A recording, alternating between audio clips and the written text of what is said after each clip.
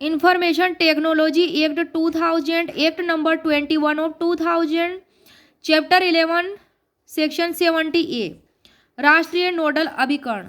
क्या है 70 में? National nodal agency. उपधारा क्या कहती है कि केंद्र सरकार राजपत्र में प्रकाशित अधिसूचना द्वारा सरकार के किसी संगठन को नाजुक सूचना अवसंरचना संरक्षण की बाबत राष्ट्रीय नोडल अभिकरण अभिहित कर सकेगी, ये उसे डेजिग्नेट कर सकेगी।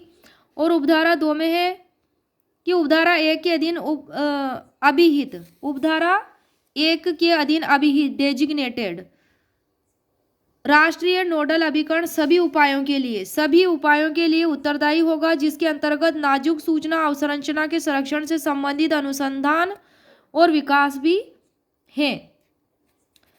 तो इसे क्या कहेंगे हम? Critical information infrastructure. उपधारा 3 में है कि उपधारा 1 में निर्दिष्ट अभिकरण के कृत्यों और कर्तव्यों के पालन करने की रीति ऐसी होगी जो विहित की जाए। धारा 70 ख, दुर्घटना मोचन के लिए भारतीय कंप्यूटर आपात मोचन दल का राष्ट्रीय आपात अभिकरण के रूप में सेवा करना। उपधारा 1 में क्या है कि केंद्र सरकार राजपत्र में अधिसूचना द्वारा सरकार के किसी अभिकरण को नियुक्त करेगी और जिसे भारतीय कंप्यूटर आपात मोचन दल कहा जाएगा। उपधारा 2 में क्या है कि केंद्र सरकार उपधारा 1 में निर्दिष्ट अभिकरण में एक महानिदेशक और ऐसे अन्य अधिकारी तथा कर्मचारी उपलब्ध कराएगी जो विहित किए जाएं। उपधारा 3 में है कि महानिदेशक और अन्य अधिकारियों तथा कर्मचारियों का वेतन और भत्ते तथा उनकी सेवा के निबंधनों और शर्तें वही होंगी जो कि विहित की जाएं। उपधारा 4 में है कि भारतीय कंप्यूटर आपात मोचन दल साइबर सुरक्षा के क्षेत्र में निम्नलिखित कृत्यों का पालन करने वाले राष्ट्रीय अधिकरण के रूप में सेवा करेगा। साइबर घटना संबंधी सूचना का संग्रहण, विश्लेषण और प्रसार, साइबर सूचना सुरक्षा घटनाओं का पूर्वानुमान और चेतावनियां, साइबर सुरक्षा घटनाओं से निपटने के लिए आपात अद्युपाय, साइबर घटना मोचन क्रियाकलापों का समन्वय, साइबर घटनाओं की सूचना सुरक्षा पद्धतियों, प्रक्रियाओं, निवारण, मोचन और रिपोर्ट करने के संबंध में मार्गदर्शक सिद्धांत, सलाह, अति संवेदनशील टिप्पणी और श्वेत पत्र जारी करना, साइबर सुरक्षा से संबंधित ऐसे अन्य कृत्य जो विहित किए जाएं। उपधारा 5 में है कि उपधारा 1 में निर्दिष्ट अभिकरणों के कृत्यों और कर्तव्यों का पालन करने की रीति वह है जो विहित की जाए। उपधारा 6 में है कि उपधारा 4 के उपबंधों को क्रियान्वित करने के लिए उपधारा 1 में निर्दिष्ट अभिकरण सेवा प्रदाताओं, मध्यवर्तियों, डाटा केंद्रों, निगमित निकायों और किसी अन्य व्यक्ति से सूचना मांग सकेगा और उसे निर्देश दे सकेगा। क्या है इसमें? उपधारा 6 में है कि उपधारा 4 के उपबंधों को एक्टिवेट करने के लिए, किसको?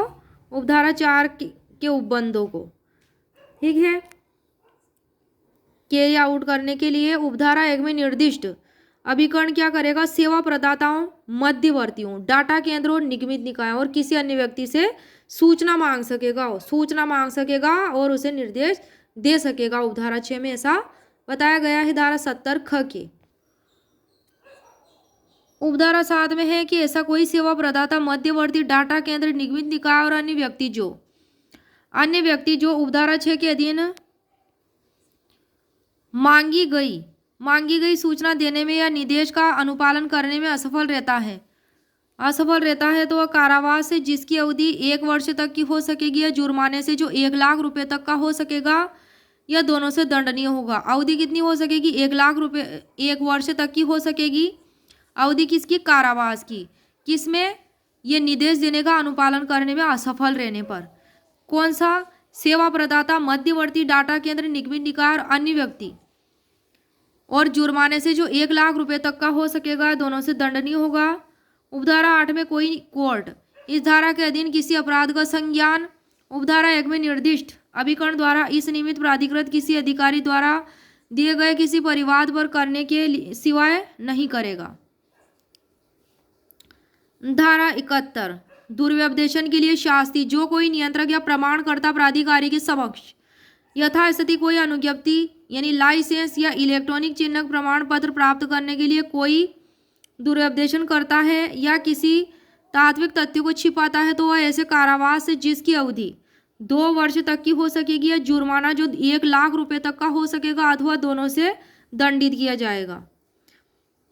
अब आ जाते हैं धारा 72 पर 72 पर गोपनीयता और एकांतता भंग करने के लिए शास्ति। इस एक्ट या तत्समय प्रवर्त किसी अन्य विधि में जैसा अन्यथा उपबंधित है उसके सिवाय यदि किसी व्यक्ति ने इस एक्ट या इसके अधीन बनाए गए नियमों या विनियमों के अधीन प्रदत्त किन्हीं शक्तियों के अनुसरण में किसी इलेक्ट्रॉनिक अभिलेख, पुस्तक, रजिस्टर, पत्राचार, सूचना, दस्तावेज या अन्य सामग्री से संबंध व्यक्ति की सहमति के बिना पहुंच प्राप्त कर ली है, तो किसी अन्य व्यक्ति को इस इलेक्ट्रॉनिक अभिलेख, पुस्तक, रजिस्टर, पत्राचार, सूचना, दस्तावेज या अन्य सामग्री को प्रकट करता है तो वह ऐसे कारावास है जिसकी अवधि 2 वर्ष तक की हो सकेगी या जुर्माना जो 1 लाख रुपए तक का हो सकेगा अथवा दोनों से दंडित किया जाएगा।